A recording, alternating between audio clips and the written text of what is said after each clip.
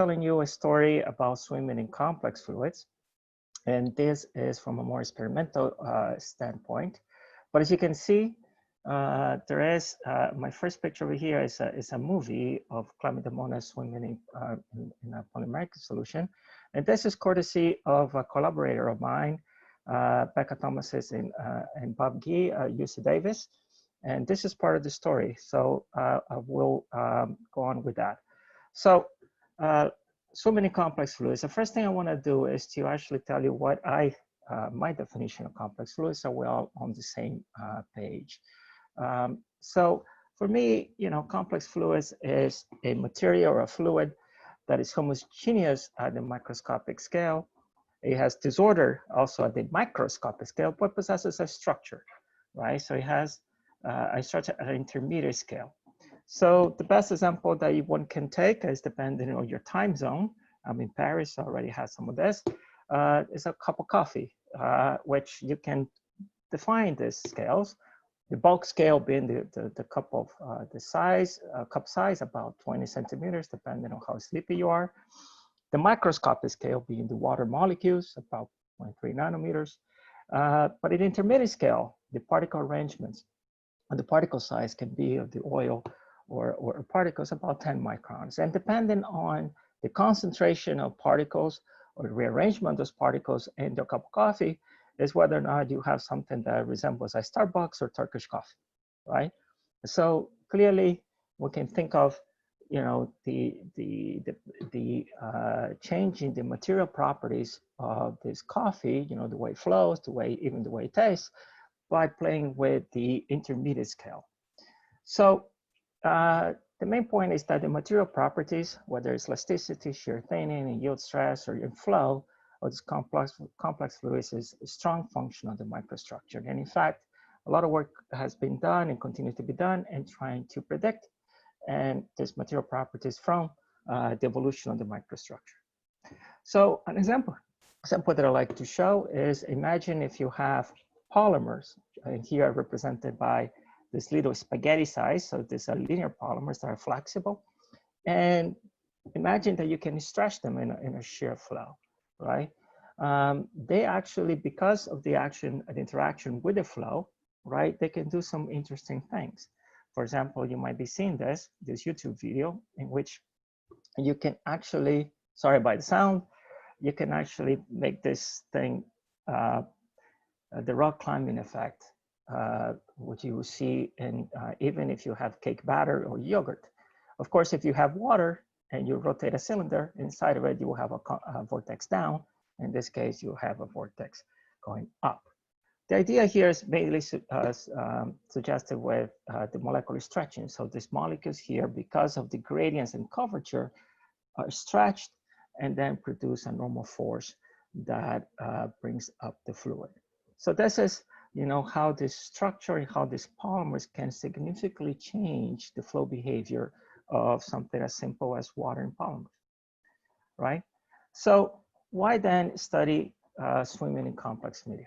Well, many organisms evolve in media that possess both fluid and solid-like behavior. Those are viscoelastic media, including sperm cells, right? So here is a picture from Susan Suarez's group, right? So here's a sperm cell, mammalian sperm cell swimming in Newtonian fluid. And you can see this nicely symmetric wave passing by. So here is the kinematics of it. But as soon as you replace it with the viscoelastic fluid, you have this hyperextended gate, right? So this already tells you the effect of elasticity on the swimming behavior of sperm cells. Other instances where you find this is in cilia, in your lungs, or even your nose, when you're trying to expel mucus. Is another place where you have interactions between an active filament and complex fluids. And finally, you can find it even in soil or in food, when you have worms going by and trying to aerate the soil, for example. So both in nature and biology, you find many examples in which there is swimmers in this complex media. So this media that have this internal structure, right? So this is something that I'm highly interested in. And to give you a more perhaps a more mathematical way to look at this, right? So we look at the main equations and we start with just, considering the Stokes equation, Reynolds number going to 0. Let's just say it's steady, and you end up with what this is your pressure, this is your divergence of stress. So this is the balance at that scale. So, but what happens now if you have a viscoelastic material? So simply a fluid that have an intrinsic time scale, right? So the simplest way that I can describe that, I mean, really, really simple way, is a linear model with dashpot and spring is the Maxwell model, right? So here's your stress, here is just your strain rate, right? Or the velocity gradients, if you like, and the constant proportionality being viscosity. But because you have the spring, now you have a stress that is time dependent, and you have this lambda over here, this relaxation time, if you like, or the elastic memory, right, of the fluid. If lambda is 0, right, then you go back and recover your Newtonian fluid. I mean, the spring goes away, but you do have a time dependence there, right? And if you just follow this very simple linear model, right, you can even define two main dimensionless parameters. One is the Weisenberg number that tells you the degree of nonlinearity associated with the flow, and with it depends on the normal stress difference, or the Doppler number that gives you a degree of elastic response to the deformation, right? So those are the two main dimensionless parameters, right? In particular, keep track of this Doppler number here. We're going to talk about it a little bit more. Obviously, I'm not suggesting that you should model viscoelastic fluids with this simple model, right? It's linear, it will break down. So there are more, the better models, linear models, one then being the Oldroyd-B model, right? In which the total stress is separated into a solvent and polymer stress, and the solvent part is Newtonian. And then you have this polymer part, which uses our open convective Maxwell derivatives, and to describe the evolution of the polymer stresses. But even this, can break down, as we know, but there are ways to regularize it and make it work. But there are other models as well, such as FINIP models, which is the finite extensibility models. So anyway, so you get the picture that you add new components to the equations that govern the flow when you have these viscoelastic materials. So the question was, or at least is to me, how does fluid elasticity affect the swim behavior of microorganisms? So that is the main question I want to answer in this talk. And to start with, I want to acknowledge there's been much progress in recent years, right? We started with Chalguri work in JFM in 1979, who looked at a Taylor waving sheet in second order fluids, and then the work of Fulford to look at sperm cells, look at linear viscoelastic models. But the field really didn't take off until around 2007 by the work of Eric Lauga and Thomas Powers and Wogmuth and Fu, when they did this beautiful work on using small amplitude analysis, showing, and this is this here is Lauga's result, showing that for a Taylor swimming sheet, a two-dimensional waving sheet, if you put in a viscoelastic fluid, and here again, here's that Doppler number, right, that we discussed, it seems, or at least the analysis suggests or showed that it will always go slower. So elastic stresses hinder the swimming speed of this swimming sheet, right?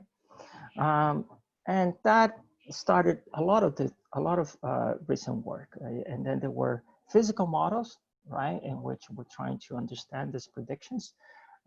This is work by Liu, Powers, and Brenners that show actually that if you have these helices here, you might have a peak in the speed.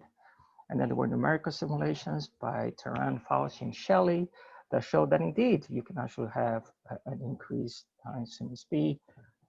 More recently, you have the work on Thomas and Guy, who also who showed that you might actually want to consider the material properties of the swim itself, whether it's a soft or stiff filament, it won't matter.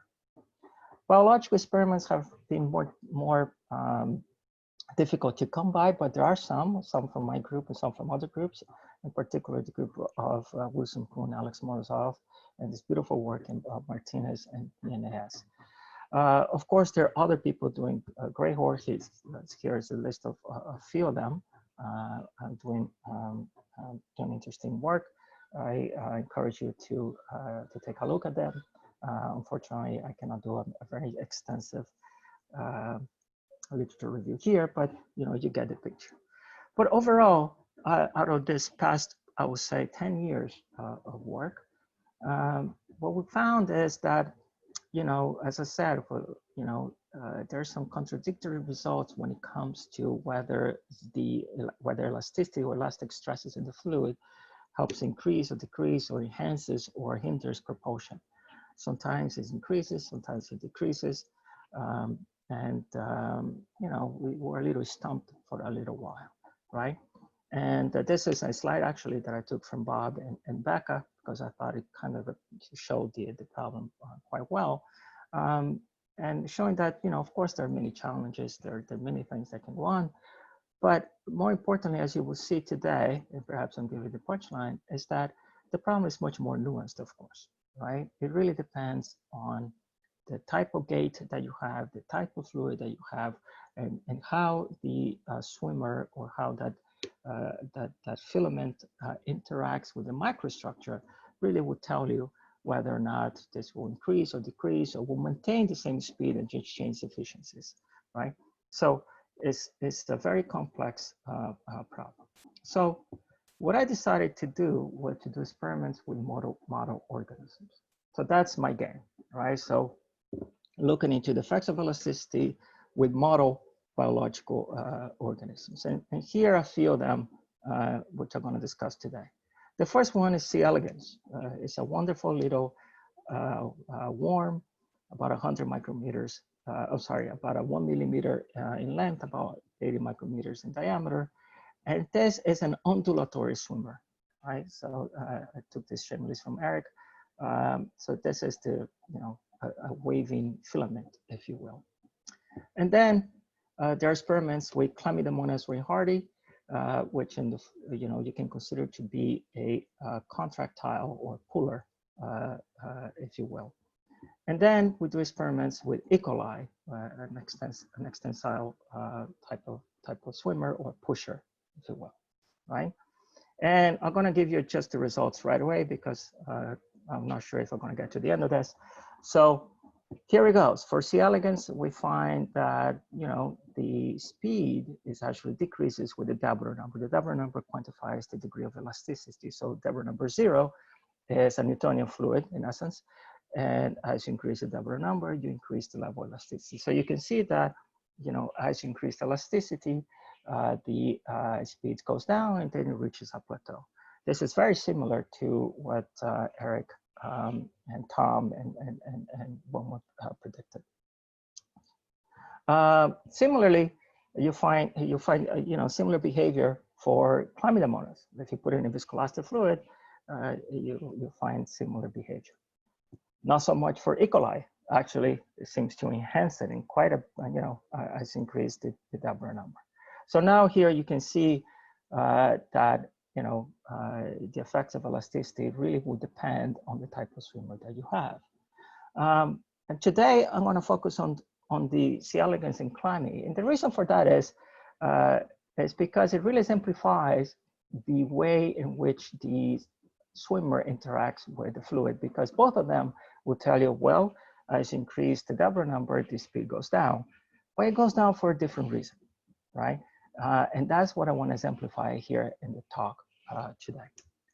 Okay, so let's move on. So those are the two model organisms that I want to discuss with you, C. elegans and Chlamydomonas.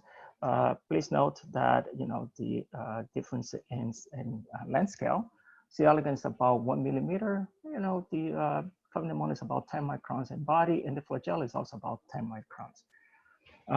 C. elegans eukaryotic is multicellular. Chlamydomonas is unicellular. Both have the genomes completely sequenced, and that's the beauty of it. For the C. elegans, there is a body of literature where you can do the type of diseases they study with it. Chlamydomonas it's a little less, but there's a lot of work to be done, a lot of work that is done in terms of understanding flagellus ciliary diseases. C. elegans have muscles, 95 wall muscles. Chlamydomonas has no muscles, but they have that familiar 9+2 flagellum axoneme structure that you see in the cilia in your lungs, right? That's why this is a model organisms as well. C. elegans have 302 neurons. Chlamydomonas, no nerve system.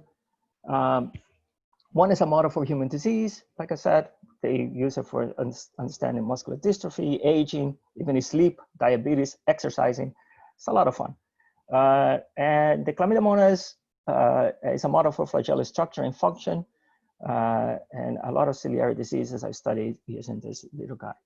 All right. So here you have two model organisms that we understand well, both eukaryotic. One is multicellular, one is unicellular. And you will see some similarities in the way they actually beat moving forward.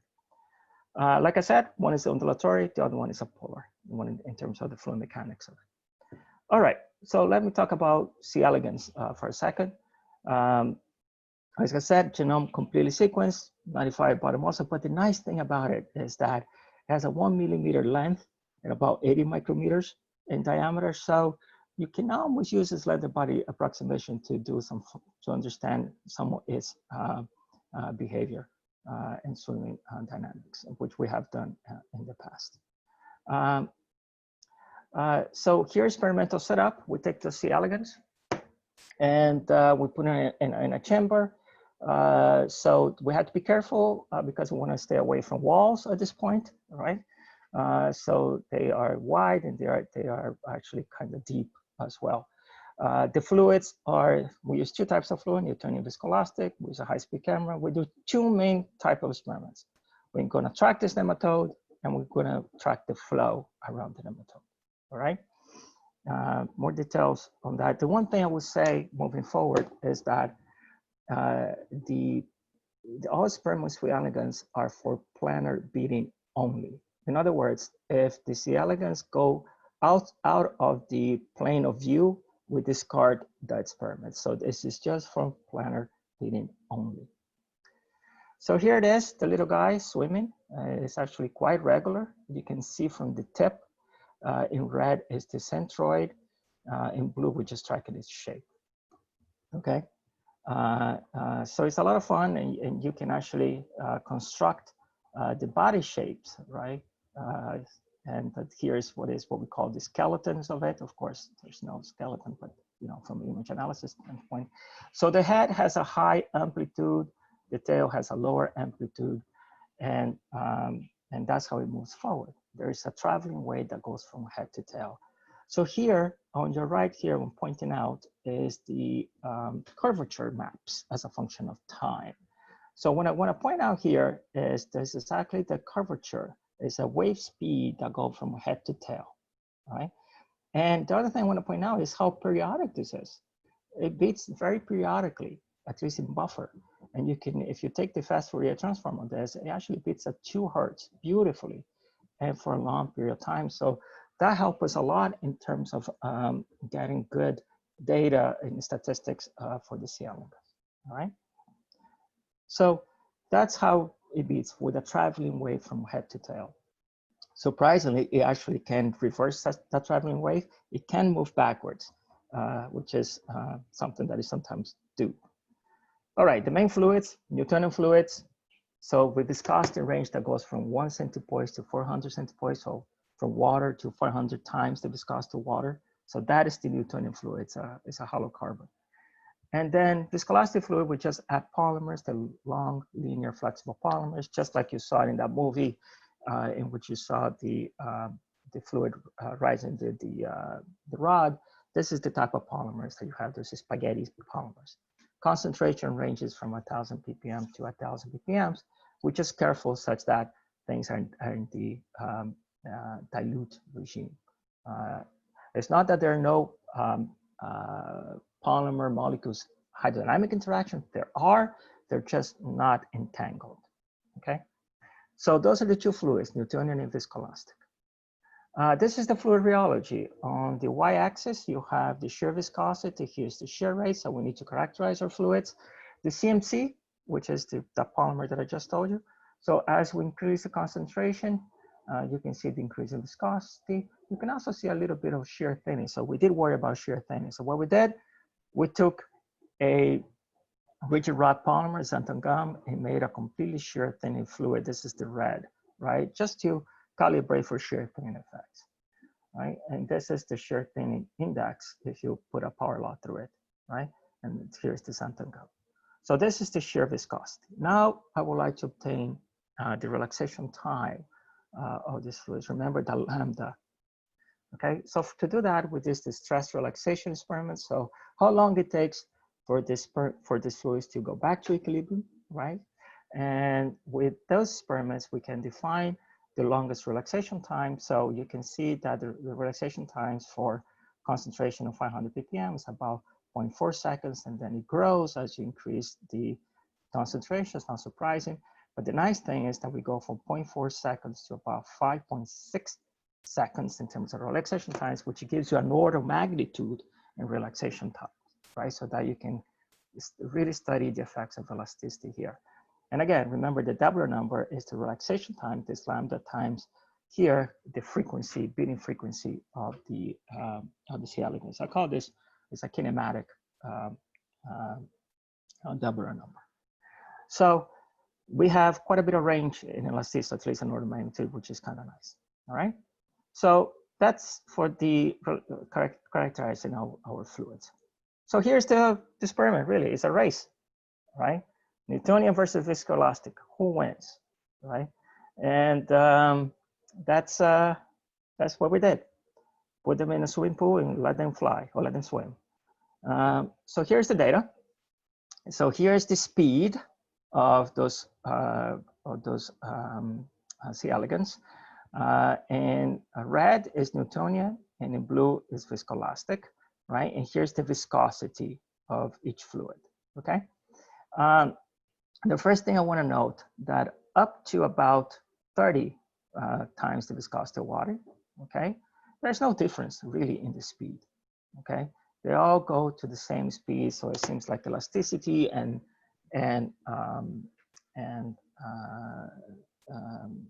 doesn't affect much.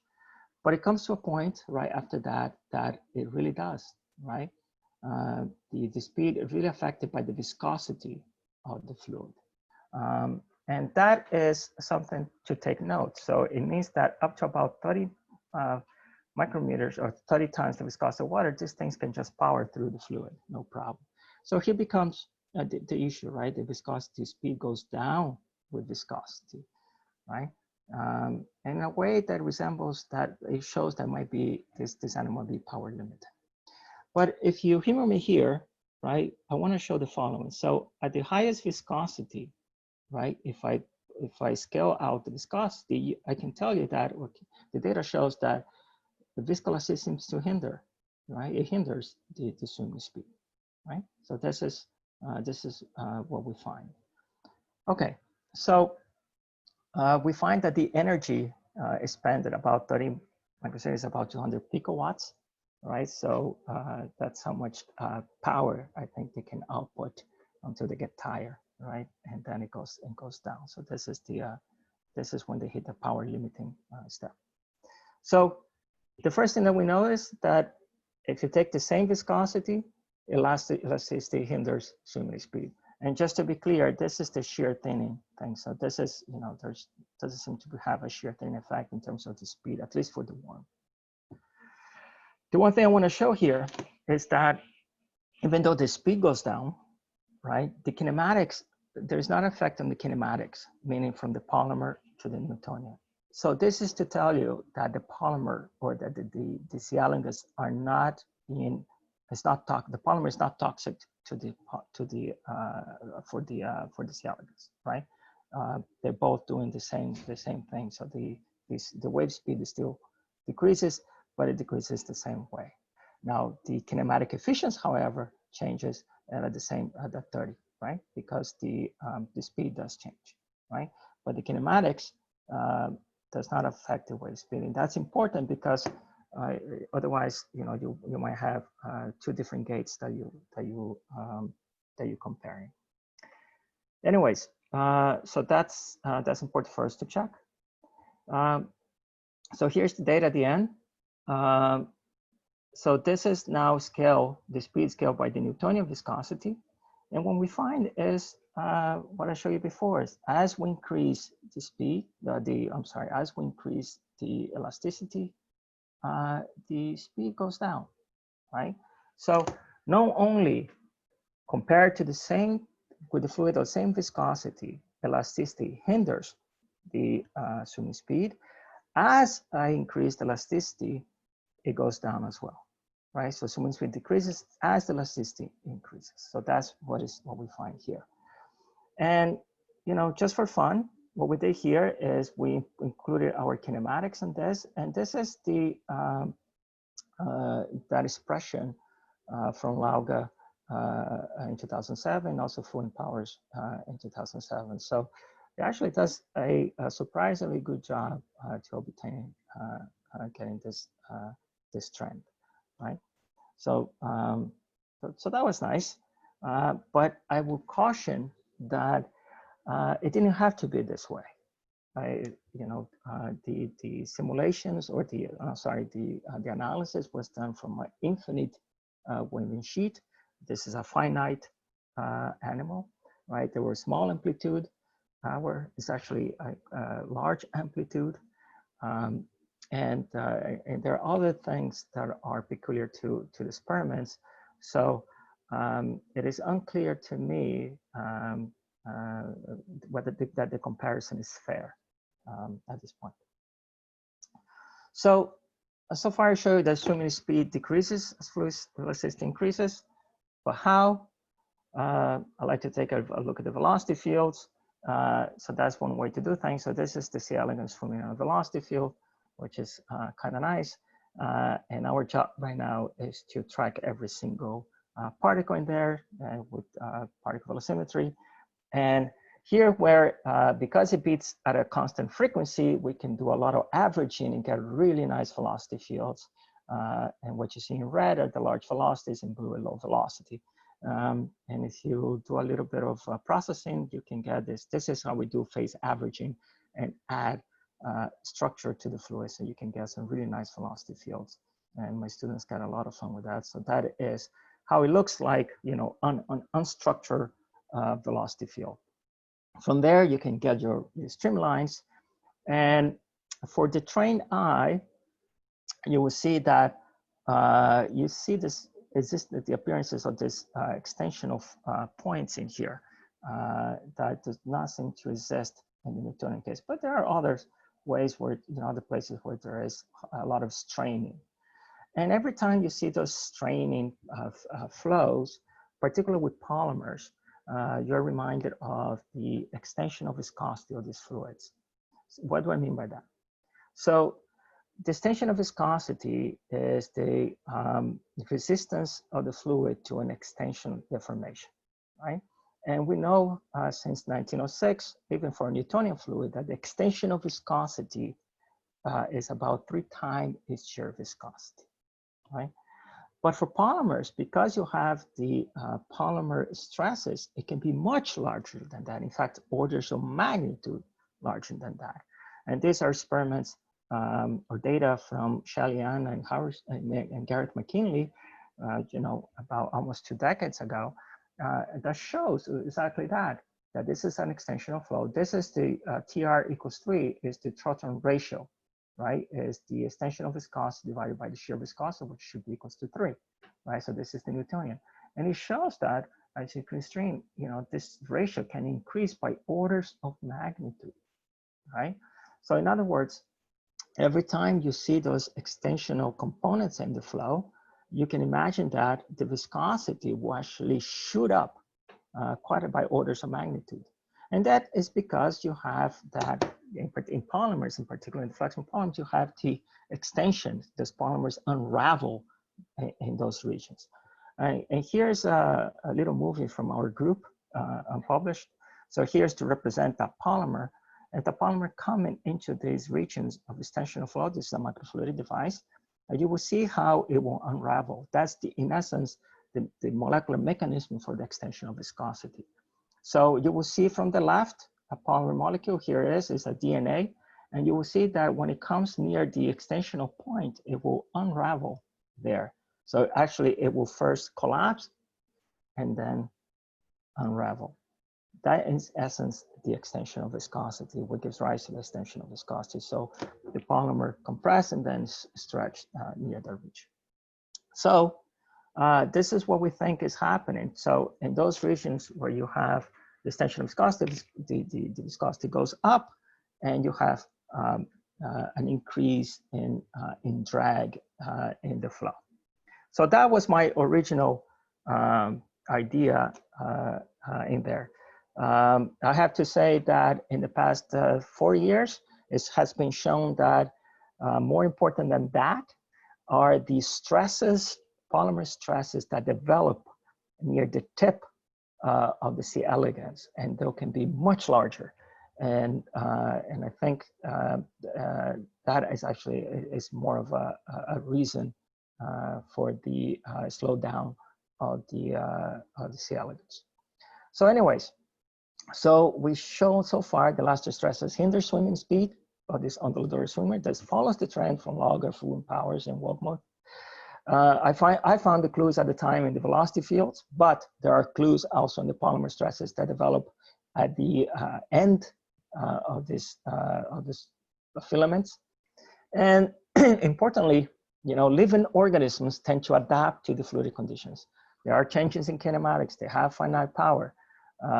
And a lot of the analysis simulations consider fixed kinematics and infinite power. So it's something to be aware of when doing the comparisons. So I want to quickly just tell you what happens if you add walls in viscoelastic. So what is the effect of confinement in elasticity? So I follow this this work from Elfring and Laga, and then Eves and Morozov, and even Arratia and Decani. But this expression is from Elfring and Laga, who has, so this is from the speed of this filament, and this is the Newtonian contribution, this is the elastic contribution that we showed, right? So this is their expression in essence, and this is the effect of confinement, right? And simulations by Eves and Morozov has shown that, well, for a small amplitude, this expression works beautifully, works really well. For large amplitudes, you might find something else as one would expect. But again, I was wondering what will happen in experiments. So we did that. So we put little C. elegans in walls. This is actually a lot harder than it looks because it's a living organism. And it wants to do what it wants to do. It doesn't want to be right at the middle of the wall at all. In fact, C. elegans love walls, and it was really hard to keep them well behaved. But the experiments that we have, at least, is in there. So we can change this width, right, with respect to the amplitude and the wavelength of the C. elegans, right, to understand the effects of elasticity. And the first thing that we show, so here's the Newtonian, those are the body or the structure or the body structures, right? The swimming speed. So this is the head, this is the tail again, right? And once you put in a viscoelastic, things go haywire. There are significant changes in swimming gait. While for free swimming, we didn't see those changes in swimming gait. Once you confine it, we see it quite a bit. So the walls really change the swimming dynamics of the C. elegans. Very quickly, if I compare with the free swimming speed, this is level confinement, this is the Deborah number. It's really hard to find a trend here, or at least in this way that this is shown. I like it to be this way. This is the swimming speed divided by the free swimming speed. This is the Deborah number, and this is the level confinement, right? And what we find is this non-monotonic trend in the level confinement, right? If I want to summarize all of this for the time being, I will tell you that weak confinement, at a particular Deborah number, weak confinement seems to enhance the speed. If you confine it too much, it seems to diminish the speed. So it seems like elasticity and confinement appear to be competing effects at this point. So that's where we stand right now. This is still unpublished work. We're working to understand a little bit more. There's more to the story, but at least kinematically speaking, right? You can actually get away, or at least unscale, or better yet, suppress the effects of elasticity by just confining a little bit. By confining too much, and just things just really go down in speed. So the last thing I want to say is that C. elegans is a really beautiful system, a robust system for bio-locomotion investigations. We have played with this worm quite a bit. And just to tell you, we have tried to work on just viscous effects, no less just viscous effects, shear thin effects. It can go from in concentrated polymers. It can crawl. It goes into granular materials. So it's a wonderful little system to work if you want to get into it, because it actually swims or crawls into anything. It can burrow. It's actually a quite fun and interesting system. So I'll quickly go into my next topic real quick. This is on chlamydomonas, right? We talked a little bit about that. This is the chlamyd, right? Swimming. And what we're gonna do with this chlamyd is we're gonna put it into this film. So it's gonna be confined in 2D, but note that is air on both sides. The film thickness is about 20 microns, right? And it looks something like this, right? So here's when the chlamyd is gonna swim in here, all right? So those are the experiments, and then we can, just like with this C. elegans, we can track, and lo and behold, you can actually see here, right, the same type of traveling waves that you saw with the C. elegans, right? You saw the same periodic beating, and this is the how the power stroke and the recovery stroke of this chlamydomonas. So we can play the same game that we did this before, right? We just look at the swimming speed for the time being. But the first thing that you will note again, so this is Newtonian, 6 times the viscosity of water. This is the viscoelastic. You do find again changes in kinematics, right? So this is the chlamydomonas do adapt, does adapt its swimming beat to the fluid, all right? And here's the speed. It does go down with viscosity, right? It seems to follow the constant thrust type of law, but it's worse with viscoelastic. Again, just like we saw with C. elegans, if you pick the same viscosity, you know, scale out, it does go down. Elasticity seems to hinder by quite a bit, actually, much more than the C. elegans, by about 50%. And curious, if you do, again, the scaling, right, you find something that is very similar to log powers and work more than full. So it seems like, you know, you'll be home free, except that if you track its frequency, at one point, this thing starts beating a lot faster, right? You can see the increase, a sharp increase in beating frequency, right? So it beats a lot faster, but it goes slower. So there's something there. And what we find is you actually have to decouple its power stroke to the recovery stroke to actually understand this. And what you find when you do that, really quick, is that elasticity seems to enhance both the recovery stroke and the power stroke. It's just that it enhances the recovery stroke more than the power stroke. So the net result is a slower speed.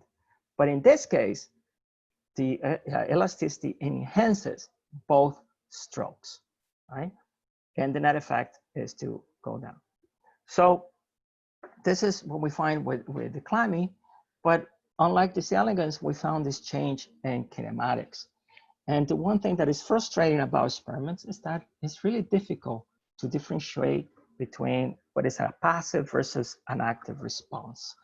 In other words, you know, does the change in kinematic is just because a simple rope with no, you know, motors would do, or is an active response of the filament or the chlamyd to the fluid?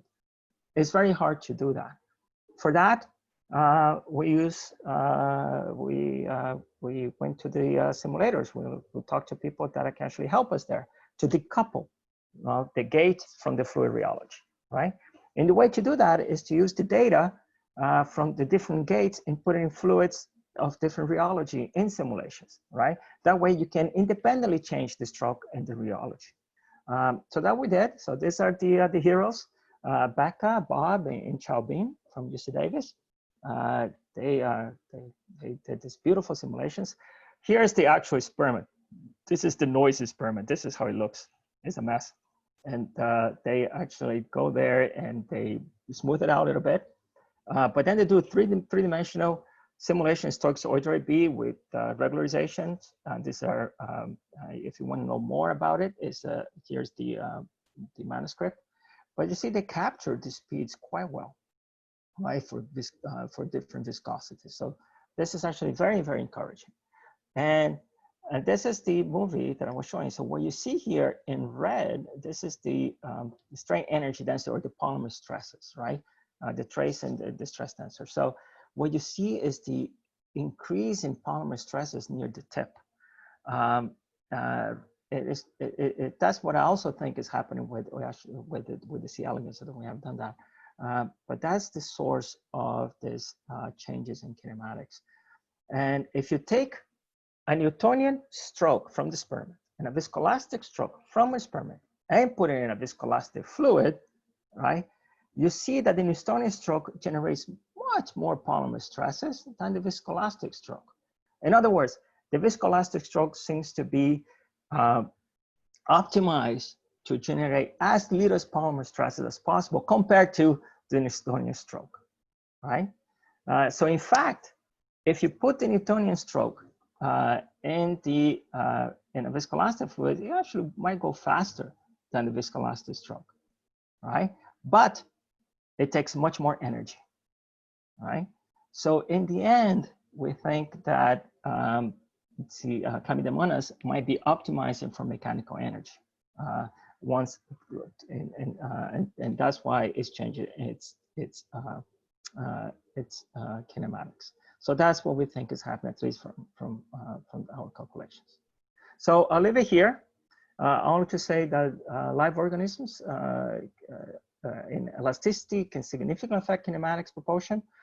It really depends the interaction between the streaming kinematics, the type of stroke, and the fluid microstructure. It's really hard to say anything a priori. It's very difficult. You really have to look into the type of kinematics and whether it's an active or passive response. If you just put a kinematics in there and let it go, you might be missing quite a bit. So this is where the combination of simulation and experiments can help us separate what are the mechanics from the biology and understand both in here. All right.